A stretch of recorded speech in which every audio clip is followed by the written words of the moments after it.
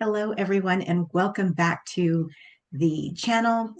This is Bellamy, and I'm Yvette. And yesterday was Veterans Day, and I did not record video yesterday, but I did want to come in today because I think there's something that's important about that day and about you know some of the values that you learn in the military in general. So first of all, if you served, if you currently served, you already know. But if you're currently serving, you already know. But if you served before, whether it was Army, Navy, Air Force, Marines, Coast Guard, whether it was active duty, reserves, National Guard, whatever capacity you served in, um, I salute my brothers and sisters in arms, and I hope that you had an amazing day. Um, and today I'm wearing my Airborne sweatshirt. Bellamy does not have one yet. So Bellamy is wearing her bad to the bone sweatshirt because she is bad to the bone. So what I really wanted us to talk about today is fear.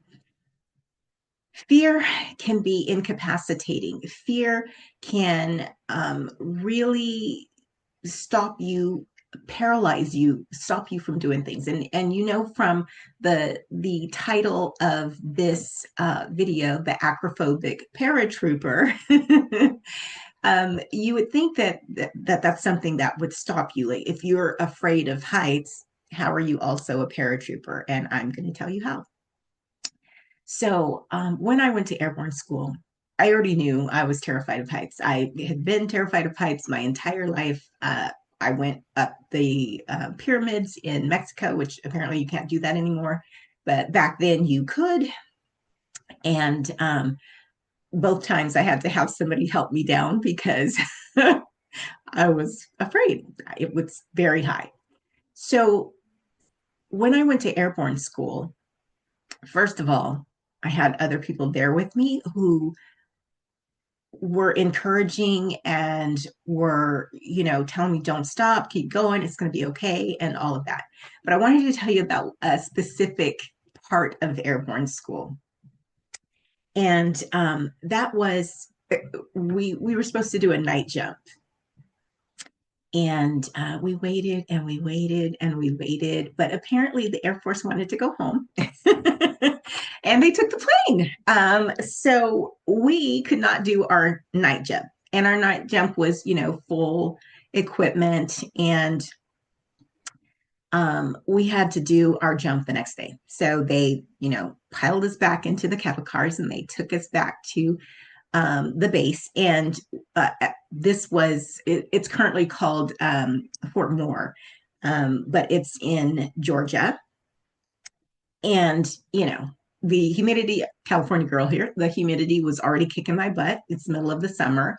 I had come from Fort Lewis, where, in Washington State, where even the rain is beautiful and nice and and like perfect, and coming to this high humidity where when I'm used to dry heat, and it was really kicking my butt. So on this particular day, they took us back to the barracks and told us that we would be jumping the next day. So that night, my fearful subconscious took effect, and I had a nightmare. And in my nightmare, I was jumping and things did not go well for me and I died.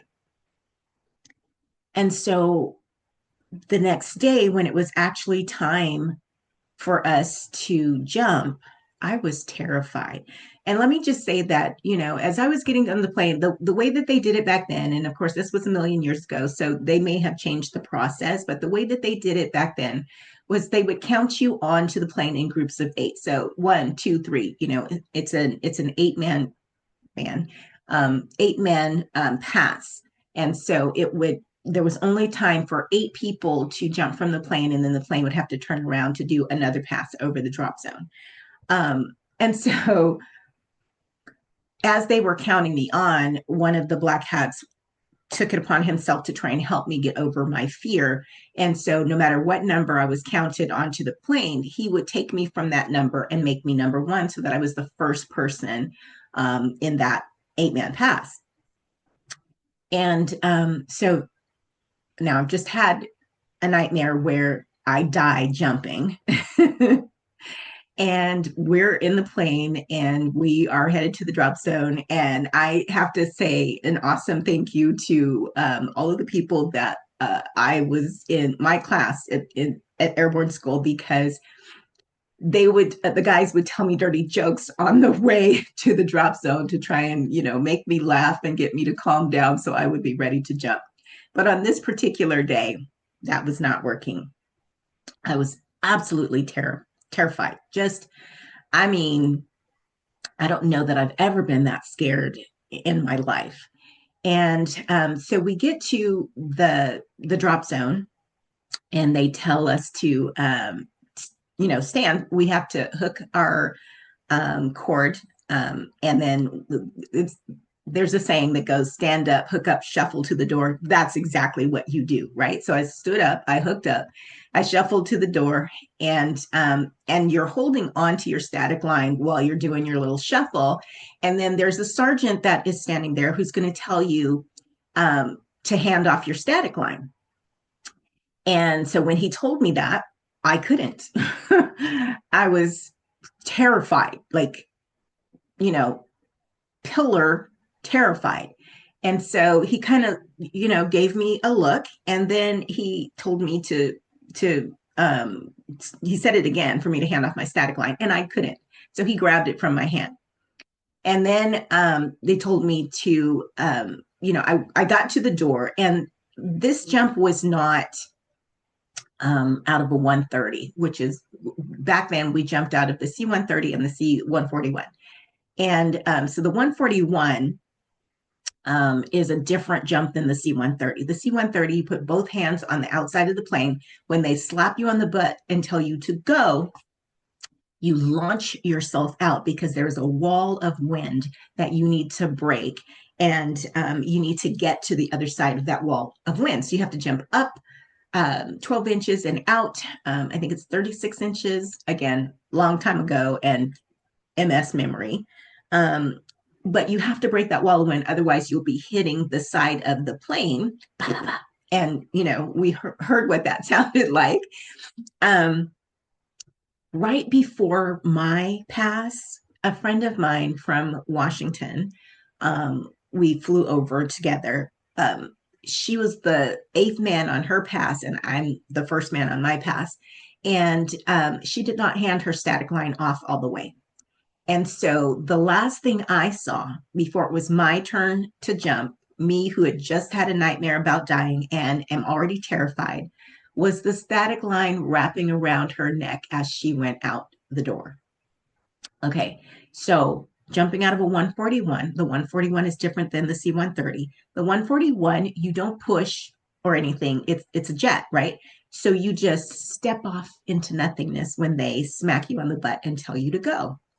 And you have to go because, again, there's only time for 8 people to go on the pass, and you have 1 second between each person jumping. And if you don't go when it's your turn to go, if you freeze in the door, then the 8th person is probably going to land in a tree or in some water. So you have to go when it's your turn to go. And if you don't, they kick you out. And by that, I mean, they physically take their size 9 boot or whatever size, 13, 12, whatever, and they kick you out. And so I'm terrified. Just saw my friend go out the door, static cord wrapped around her neck, had a dream last night I was going to die, and it's my turn. I'm at the door. So when he says stand in the door at a 141, you let go. You don't hold on to the door to launch yourself out. You let go. You hold on to your reserve chute. And then when they say go and smack you, you just step off into nothingness, right? You just step off. You let go. You just step off. And I couldn't let go of the side of the plane. So he says, stand in the door. And they give you, they do this beforehand so that you're already positioned. So when they smack you, you're ready, right? You're exactly where you need to be. You're in the position you need to be. Your body is positioned the way it needs to be. And I couldn't. So I'm frozen, holding on to the side of the plane. And he has to come around and pry my fingers off the side of the plane. And then when it is my turn to go, he smacks me and I just go. And the only reason that I just went without freezing right there is because I knew that there was an eighth man behind me. And if I didn't do what I needed to do when I needed to do it, I was hurting someone else. And the caregiver in me could not do that. The person of service in me could not do that. So when he smacked me and said go, I did, in fact, step off into nothingness.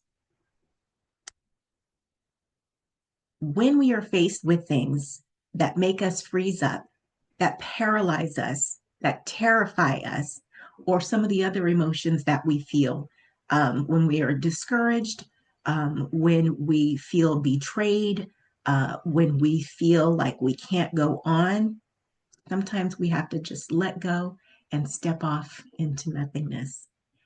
We don't necessarily have to pretend like we're not afraid. Well, I mean, that's not even necessarily, we don't have to pretend like we're not afraid.